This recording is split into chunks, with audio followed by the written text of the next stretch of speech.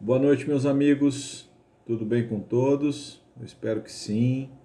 Um ótimo 2022 para vocês. A gente está dando continuidade aos nossos estudos aqui às quintas-feiras, onde a gente estuda o livro A Gênese, de Allan Kardec, que é esse aqui, ó. Tá? Já faz quase 3 anos que a gente o estuda, e nós estamos começando agora o capítulo número 13, intitulado Caracteres dos Milagres, tá bom? É um estudo que a gente vai andando bem tranquilo, sem pressa.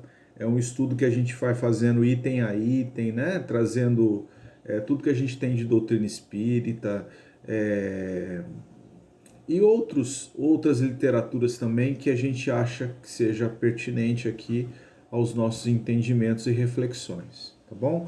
Antes de tudo, pedindo a Jesus, ao Mestre de Amor, que nos traga paz, que nos ajude a continuar a caminhada, bons amigos espirituais, que nos ampliam o pensamento, que nos amparam todos os dias, estejam conosco hoje, agora e sempre. Muito obrigado. Bom, pessoal, então, dando continuidade a esse estudo de A Gênese, todas as quintas-feiras a gente entrava no ar ao vivo e agora, a partir desse ano, a gente vai lançar o livro, o link, né, na verdade o vídeo, o link e o vídeo na página do Facebook, todas as quintas-feiras, tá bom? Nesse mesmo horário, por volta de 8 horas, a gente está com o vídeo aqui à disposição. Então vamos lá. Caracteres dos Milagres, capítulo 13 de A Gênese. Kardec começa esse capítulo falando o seguinte: em uma acepção etimológica, o termo milagre, que vem de mirare, admirar, significa admirável, coisa extraordinária, surpreendente. A Academia definiu essa palavra, um ato do poder divino contrário às leis conhecidas da natureza. Então, Kardec já abre o assunto, né, falando que milagre, para o entendimento da doutrina espírita, a palavra milagre, ela tá diferente do que a gente entende que seja milagre. Como assim? Milagre, o entendimento do milagre é uma coisa sobrenatural. Ela é acima das leis naturais, né? Não só não se explica, como pouquíssimos podem fazer milagres. Na teologia católica, nós temos, por exemplo, santos sendo erigidos por conta de milagres. Eu acho que isso do conhecimento de todo mundo, né? O que a gente fala comumente como tendo sido promovido um milagre por alguém que estava vivo e não está mais, né? Dentro do pensamento católico, esse virou um santo porque ele promoveu milagres. O Espiritismo não entende assim, ele vai lá, tanto que Kardec vai na etimologia da palavra, né? É algo admirável, é algo extraordinário, é algo surpreendente, mas ele continua embaixo.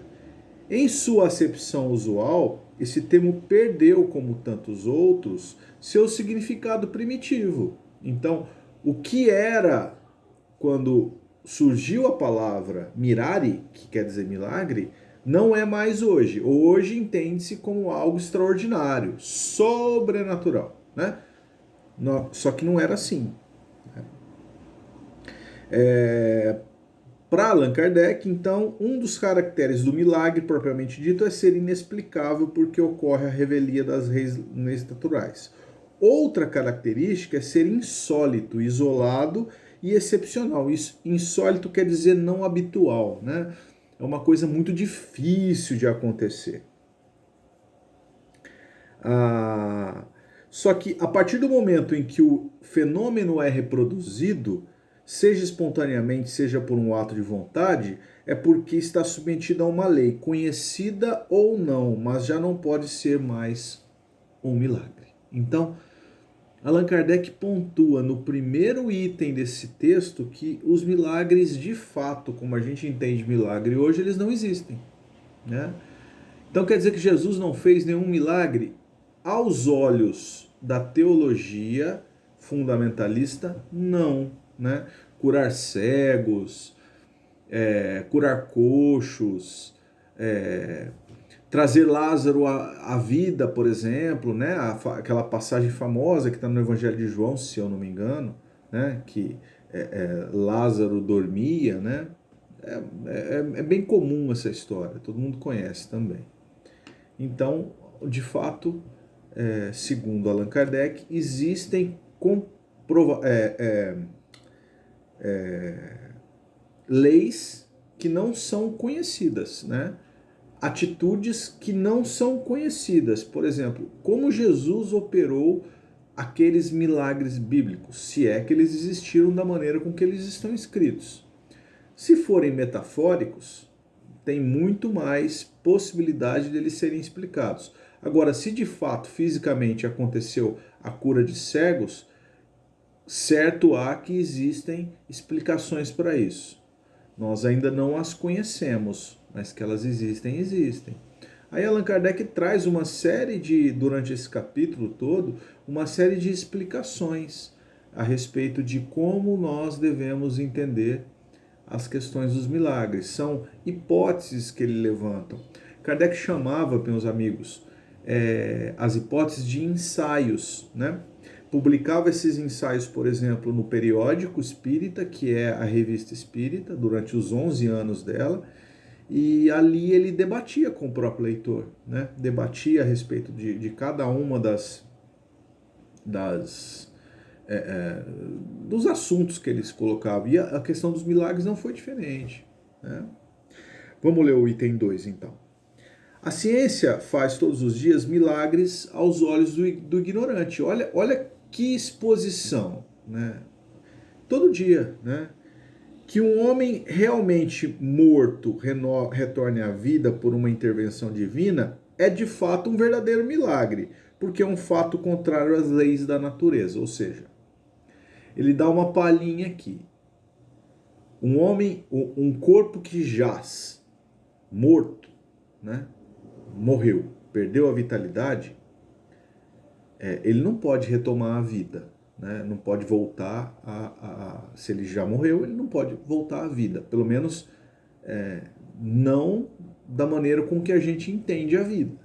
Então, isso aí é contrário às leis da natureza. Se for contrário às leis da natureza, para a gente, elas não existem. A não ser que existam outras leis desconhecidas que nós ainda não abordamos, né? Não abarcamos, né? Não temos o conhecimento. Ok? Para mim, para a gente, ele faz aqui uma menção bem clara a Lázaro, a ressuscitação de Lázaro, né? Ou a ressurreição de Lázaro. Mas Jesus já disse isso nessa parte do Evangelho, que Lázaro não estava morto, ele apenas dormia. Então a gente precisa ler muitas vezes, né, e entender as coisas que estão escritas, meditar a respeito de tudo que está escrito. Tá bom? Continua Allan Kardec.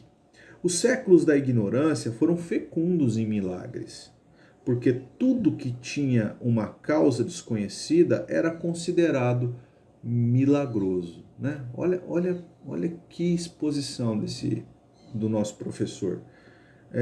Tudo que não é conhecido acontece milagre.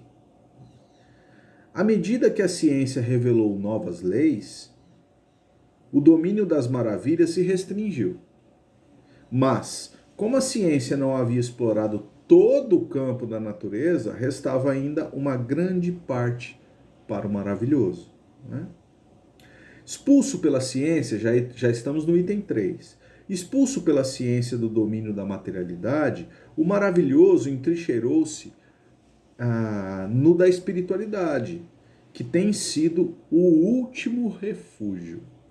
Então, o milagre, esse essa acepção atual, né, ela está entrincheirada na espiritualidade, né, nas tidas religiões que se apoiam em sortilégios, né, em utilizações de atitudes, né, que, que beiram, no nosso entendimento, muitas vezes, a palavra é pesada, mas a gente vai ter que usar, ao ridículo. Né? Ao ridículo, porque não podemos, mesmo que atrelados a questões espirituais e religiosas, desfazer do que é natural. Né? Essa é a exposição de Kardec. Se ferir a nossa razão, para a gente não serve. E para a gente conhecer, é preciso estudar. E é o que ele fez. E é a proposta de Kardec. Por isso que a gente estuda, gente. Para a gente conhecer. Porque a gente só consegue aferir realmente, de fato, uma opinião de respeito se a gente conhece. Eu não posso dar opiniões de algo que a gente desconhece. Não é lógico isso? Kardec é todo lógico, né? E ele encerra esse item dizendo: isso faz os fenômenos que dele resultam, né, da questão da utilização do elemento espiritual, entrarem no ciclo dos efeitos naturais, porque esses fatos, como os demais, estão sujeitos às leis. Se o maravilhoso for expulso da espiritualidade, não terá mais razão de ser, então poderá ser dito que o tempo dos milagres passou. Então, o último ponto de parada para o milagroso, para o majestoso, para o maravilhoso, para aquilo que não se explica, né, é a espiritualidade. A partir do momento que a espiritualidade começa a tratar todos os fatos de uma maneira racional, é uma fé racional, né? É a proposta do espiritismo. A fé, a espiritualidade existe, claro, não se nega isso, mas é preciso utilizar, antes de tudo, a razão. Se nós não temos a razão, nós estamos no âmbito ou no ambiente, né, de situações que podem nos levar para um lado, pode nos levar para o outro. Comumente nós vemos muitos irmãos espíritas, e a gente fala isso porque a gente é espírita, né? Fazendo lives, estudos, né? Com coisas assim mirabolantes, né? Planetas, tem até os nomes desses planetas que estão se aproximando da Terra e levarão os maus, as pessoas más daqui. É como se fosse um planeta chupão. Tem umas histórias assim, os nomes são esses mesmo, tá? Revelações assim bombásticas, né? Do tipo, fulano, um espírito que era muito impiedoso, né? Vive sobre a égide de um outro fulano que era bom, né? Aprisionado num planeta X. E as pessoas acreditam nisso, né? Isso é maravilhoso, no sentido milagroso, no sentido mágico, místico. Isso não é espiritismo, tá? Não é, tá longe de ser. Porque o espiritismo ele trabalha com, primeiro, utilização da razão. A gente tem que pensar a respeito daquilo. E o segundo ponto fundamental para ser espiritismo: as ideias, elas não podem advir de um ponto específico. Né? Não é um grupo espírita que está falando aquele assunto e aquele assunto se torna verdade, porque sai muitas vezes da boca de um médium que trabalha num determinado grupo espírita. A confirmação dos aspectos de uma forma coletiva foi a maneira com que Allan Kardec promoveu e estabeleceu os parâmetros, os páramos do espiritismo. Então o espiritismo só serve quando a informação ela chega de várias fontes que não se conhecem, não se relacionam e tem ali uma confirmação através da igualdade dessa informação, ou pelo menos parecida. Vou trazer um exemplo aqui para o pessoal entender. A primeira questão do Livro dos Espíritos, como todas elas foram confirmadas por diferentes médiuns. Kardec não usou um médium só, né? Só que todos eles trouxeram as respostas iguais quando pergunta o que é Deus. Questão número 1 do Livro dos Espíritos. O que é Deus? Inteligência suprema, causa primária de todas as coisas. Teve um que diz inteligência e causa superior de todas as coisas. Então, assim, talvez não foi exatamente a mesma resposta, mas as respostas concordam plenamente entre si. Então, aí nós temos Espiritismo. Ok, amigos? Então, fica aqui o início, a introdução, para a gente falar sobre os milagres, né? A gente leu bastante, foi explicando, porque é um assunto que realmente precisa disso, tá? Estamos preparando, né? Esse capítulo tem aí seus 20 itens, né? 19 exatamente, para a gente entrar na questão dos fluidos, né? Entender para que serve fluido, o que é fluido, os nossos corpos estão dotados de fluido, e depois a gente entra nos milagres do Evangelho, que é a utilização dos fluidos, né? Quais eram as hipóteses que Kardec levantou a respeito das curas de Jesus, dos milagres proferidos, descritos na Bíblia, tá? No Antigo Testamento, Novo Testamento, tá bom? Até semana que vem. Obrigado, pessoal. Beijo do coração.